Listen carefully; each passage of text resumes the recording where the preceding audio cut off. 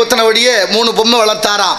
மகாத்மா காந்தி இறந்ததுக்கு அப்புறம் தேவலோகத்தில் ஒரு கற்பனையான கதை. இதில் பாருங்க, கடவுள் வந்து கேட்குறார், மகாத்மா நல்லா இருக்கீங்களா? நான் நல்லா இருக்கிறது சரி, பூமியில் நான் ஒரு 3 பொம்மை விட்டுட்டு வந்திருந்தேனே எப்படி இருக்குன்னு கேட்டாராம் சிவர். 3 பொம்மை வச்சுட்டு வந்திருந்தேன், ஒன்று கண்ணை பொத்தினபடி, ஒன்று காதை பொத்தினபடி, ஒன்று வாயை பொத்தினபடி, எப்படி இருக்கு இன்னைக்கு நிலைமை அப்படின்னு காந்தி கேட்டாராம் இறைவனை.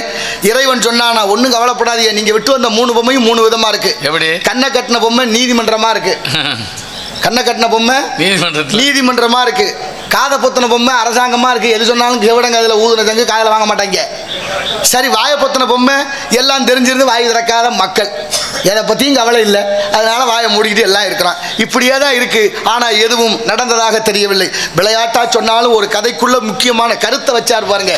அப்படிப்பட்ட கருத்துக்களோடு நாமெல்லாம் என்ன செய்கிறோம், ஏன் செய்கிறோம், எதற்காக பிறந்தோம், நம்மளை சுற்றி என்ன நடக்குது, யாரோ ஒருத்தர் நிர்மாணம் பண்ற, நம்ம என்ன பேசணும்.